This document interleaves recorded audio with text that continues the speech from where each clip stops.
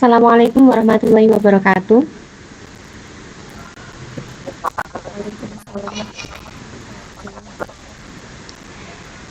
Selamat siang semuanya. Perkenalkan, saya Ani Jayanani dengan NIM 134. Di sini saya akan mempresentasikan tentang analisis risiko pada usaha aplikasi premium by WhatsApp dan Twitter. Nah, ini tuh usaha teman kita loh teman-teman.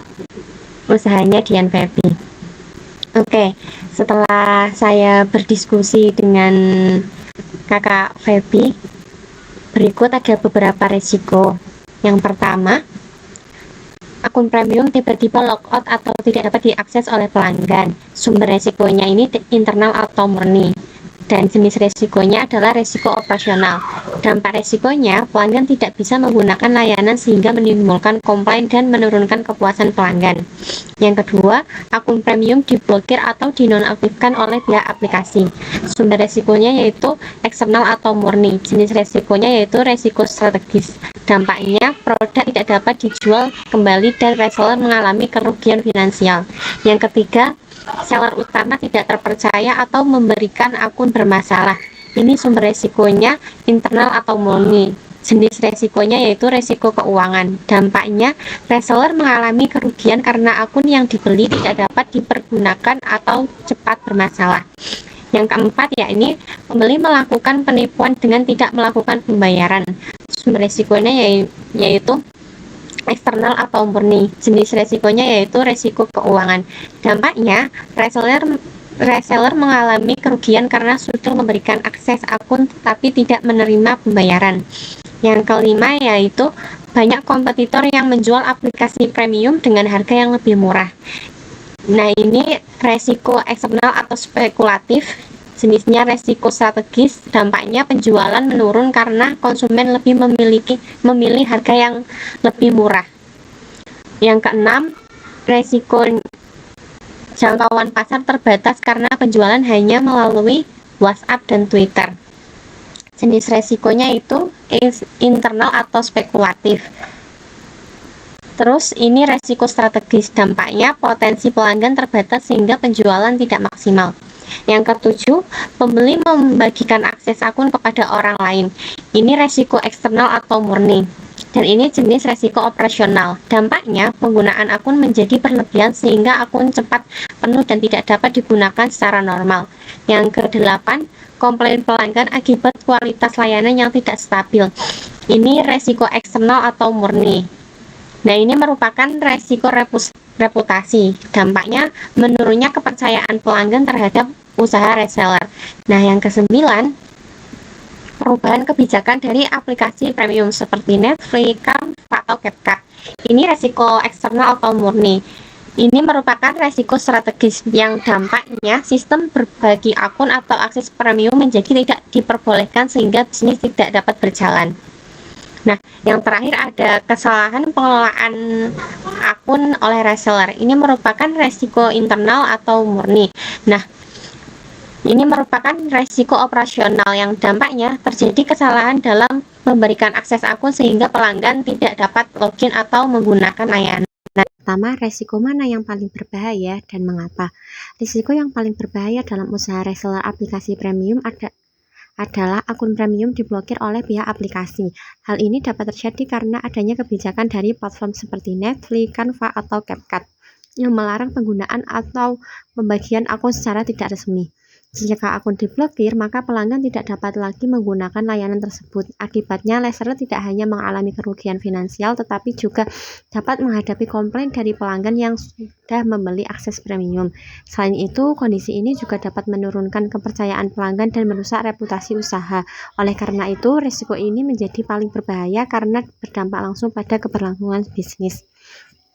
Yang kedua, apakah semua risiko harus dihindari? Jawabannya tidak, semua risiko tidak harus dihindari. Dalam usaha reseller aplikasi premium seperti Netflix, Canva, dan CapCut, beberapa risiko tidak dapat sepenuhnya dihindari karena berkaitan dengan faktor eksternal seperti persaingan usaha, perubahan kebijakan aplikasi, atau perilaku pelanggan. Berdasarkan risiko yang telah diidentifikasi, sebagian risiko dapat dikurangi atau dikendalikan. Misalnya, dengan memilih seller yang terpercaya, mengelola akun dengan baik, serta memberikan aturan penggunaan akun kepada pelanggan. Oleh karena itu, pelaku usaha perlu mengelola dan meminimalkan resiko agar dampaknya tidak merugikan bisnis. Selanjutnya, jika saya sebagai manajer, strategi apa yang akan saya ambil? Jika saya sebagai manajer dalam usaha reseller aplikasi premium, maka strategi yang dapat dilakukan adalah memilih seller yang terpercaya agar akun yang diperoleh memiliki kualitas yang baik dan tidak mudah bermasalah. Selain itu, perlu mengelola pembagian akun dengan baik agar penggunaan tidak melebihi batas yang dapat menyebabkan akun error atau logout. Selanjutnya, memberikan informasi dan aturan penggunaan akun kepada pelanggan agar mereka tidak menyalahgunakan akses yang diberikan. Saya juga akan menjaga komunikasi dan pelayanan yang baik kepada pelanggan agar kepercayaan tetap terjaga. Selain itu, saya akan memperluas pemasaran melalui berbagai media sosial agar jangkauan pasar lebih luas dari penjualan dapat meningkat. Dengan strategi tersebut, resiko yang muncul dalam usaha dapat diminimalkan sehingga bisnis dapat lebih stabil. Yang selanjutnya, saya akan bertanya kepada Asma. Kalau Anda menjadi pelaku usaha ini, apakah Anda tetap akan menjalankan bisnis reseller aplikasi premium? Kalau iya, alasannya apa? Baik, izin menjawab Mbak Ani. Kalau dari saya akan tetap menjalankan bisnis ini karena peluang keuntungannya itu cukup besar dan modalnya itu relatif kecil. Selain itu, permintaan terhadap aplikasi premium juga tinggi di kalangan mahasiswa. Tapi dengan catatan, saya akan lebih berhati-hati dalam mengelola risiko, seperti memilih supplier terpercaya dan membuat aturan penggunaan akun untuk pelanggan. Kalau itu dari saya.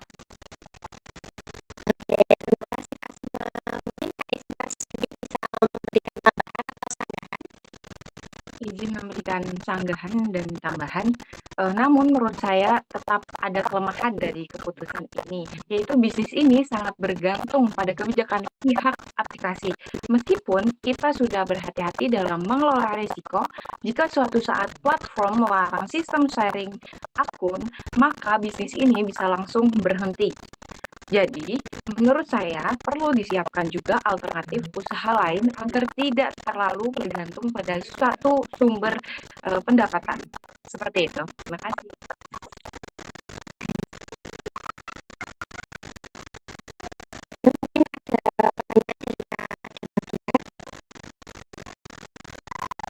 Izin bertanya, Mbak Ani, menurut kamu sendiri dari semua resiko yang ada, mana yang paling mungkin terjadi dan bagaimana prioritas penanganannya? Terima kasih. Baik, izin menjawab. Risiko yang paling mungkin terjadi adalah komplain pelanggan akibat akun bermasalah, seperti logout atau tidak bisa diakses, karena ini sering terjadi dalam operasional sehari-hari. Untuk prioritas penanganannya, pertama, saya akan fokus pada perbaikan operasional, seperti pengelolaan akun yang lebih rapi dan pemilihan supplier yang terpercaya. Kedua, menyediakan respon cepat terhadap komplain pelanggan agar kepercayaan tetap terjaga. Ketiga, membuat sistem pencegahan, seperti aturan penggunaan akun dan pengecekan berkala. Jadi, prioritasnya adalah menangani resiko yang paling sering terjadi terlebih dahulu, karena dampaknya langsung dirasakan oleh pelanggan dan bisa mempengaruhi reputasi bisnis. Kurang lebih seperti itu. Apakah sudah cukup? Kalau ya, izin menutup presentasinya. Terima kasih atas partisipasinya. Kurang lebihnya mohon maaf. Wassalamualaikum warahmatullahi wabarakatuh.